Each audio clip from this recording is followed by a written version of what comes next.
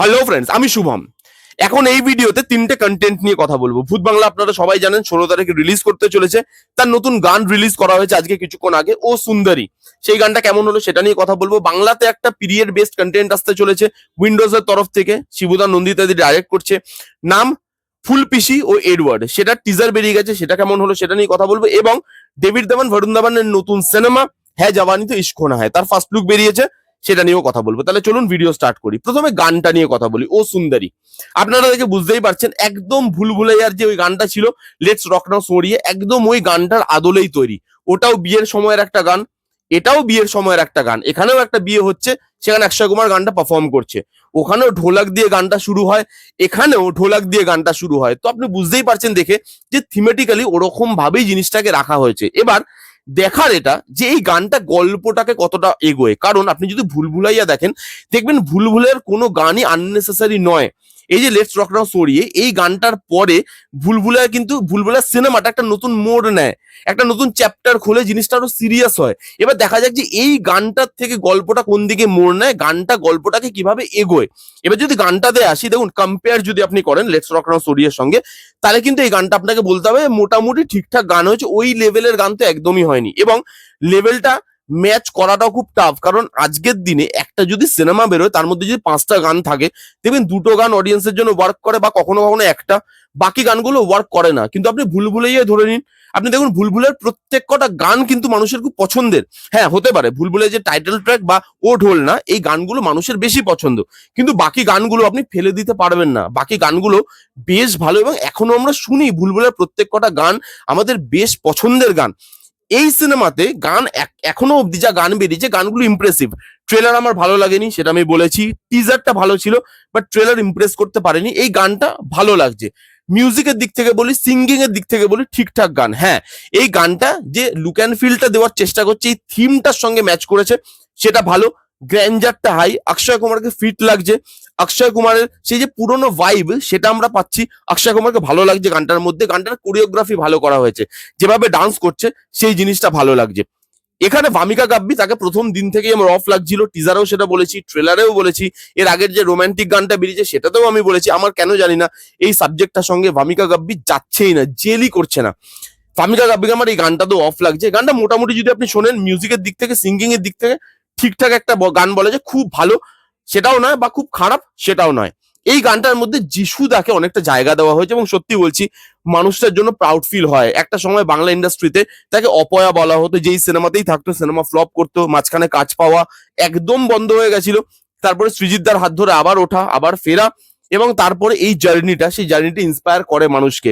অপয়া থেকে আজকে প্রিয়দর্শন আর অক্ষয় কুমারের সঙ্গে সেম মুভিতে কাস্টে আছে, অক্ষয় কুমারের সঙ্গে কোমর দোলাচ্ছে। এই রাস্তাটা ইজি নয়, এবং যিশুদাকে দেখে সত্যি খুব ভালো লাগে। বাঙালি হিসাবে, বাংলা সিনেমার দর্শক হিসাবে এটা খুব প্রাউড মোমেন্ট আমার জন্য। আমি জানি না বাকি কার জন্য কি হবে, বাট আমার মানে যিশুদাকে পার্টিকুলারলি এই গানটার মধ্যে বেশ ভালো লেগেছে। তার সঙ্গে অক্ষয় কুমারের যে জায়গাগুলো আছে, সেগুলো সত্যি কিন্তু খুব ভালো। দেখা যাক তার রোলটা কতটা ইম্পর্টেন্ট হয়, কতটা বড় হয়, বা কতটা ছোট হয়, তাকে কিভাবে ইউজ করে, সেটা তো সিনেমা দেখলে বুঝতে পারবো। 16 তারিখেই আসছে, পেড প্রিভিউ আছে। এই গানটা মোটামুটি একটা গান লেগেছে আমার। আপনারা কারা কারা শুনেছেন, এবং আপনাদের কি মতামত? কাদের মনে হয়েছে যে ভুলভুলার ওই গানটার মধ্যে, লেটস রক নাও সরিয়ের মতো এই গানটাকে বানানোর চেষ্টা করা হয়েছে? আপনাদের কি রিয়াকশন গানটা শোনার পর কমেন্ট করে জানাতে ভুলবেন না। এইবার যে টিজারটা নিয়ে কথা বলবো, টিজার না ফার্স্ট লুক, সেটা হচ্ছে হ্যাঁ জাওয়ানি তো ইশক হোনা হ্যায়। এবার আপনারা দেখবেন যে সবকিছু না একটা এক্সপায়ারি ডেট থাকে। ডেভিড ধাওয়ান যে একটা টাইমে বিশাল বড় কমেডি ডাইরেক্টর ছিল, বিশেষ করে গোবিন্দা ডেভিড ধাওয়ানের যে জড়ি, সেই জড়িটা মানুষদের জন্য ড্রিমের মতো।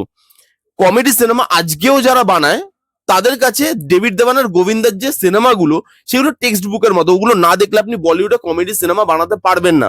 তার মধ্যে যে হিউমারটা ছিল, তার মধ্যে যে কমেডিটা ছিল, এবং ডেভিড ধাওয়ান যেভাবে সেগুলোকে ডিজাইন করতো, আর গোবিন্দা যেভাবে সেগুলোকে পারফর্ম করতো, এই দুটো জেলিং খুব ভালো হতো। এবার গোবিন্দার রেপ্লিকা হচ্ছে বরুণ ধাওয়ান। সে নিজেকে এটাই মনে করে যে সে গোবিন্দার মতো করতে পারে, কিন্তু সেটা করতে পারে না। গোবিন্দা একটাই। কমেডি সিনেমায় যদি আমি বলি, গোবিন্দা একজনই, এবং আরেকটা গোবিন্দা এত বছরেও যখন আসেনি, আর আসা সম্ভব নয়। কারণ একটা মানুষ তার পুরো মাথার চুল থেকে পায়ের নোক অব্দি কমেডি করছে, সেটা গোবিন্দা ছাড়া দেখা সম্ভব নয়। আমরা আজকে সেই মানুষটা হয়তো কাজ পায় না, বা ফ্লপ যাচ্ছে, কিন্তু সেই মানুষটার কমেডি, সেটাকে কোনোদিনই আমি নেগলেক্ট করতে পারবো না, বা কোনোদিনই আমি সাইডে রাখতে পারবো না। এখানে বরুণ ধাওয়ান তার কমেডি, এটা তাকে কি লাগছে, এটা টিজার, এটা ফার্স্ট লুক, যেখানে ফার্স্ট লুকে টিজারও নয়, ফার্স্ট লুকে গল্প রিভিল করে দিচ্ছে, এআই দিয়ে পুরো টিজারটা বানানো। দুটো বাচ্চা, এরকম ধরনের দুটো বাচ্চার কনভারসেশন আমরা ইনস্টাগ্রামে রোজ দেখি। এই জন্য আমি বললাম ডেভিড দেবানের রিটায়ারমেন্টের সময় চলে এসছে, আর হচ্ছে না। যেটুকু তার নাম আছে কমেডি সিনেমাতে, তিনি লেজেন্ড কমেডি সিনেমার, সেই নামটা এবার খারাপ হচ্ছে। তার ছেলে ওই তো কমেডি করে, যেগুলো পুরোই কাতুকুতু দিয়ে হাসানো কমেডি। বরুণ ধাওয়ান, আমার কেন জানি না বরুণ ধাওয়ানের কমেডি আমার সবসময় খুব স্ল্যাপস্টিক লাগে, খুব কাতুকুতু দিয়ে লাগে।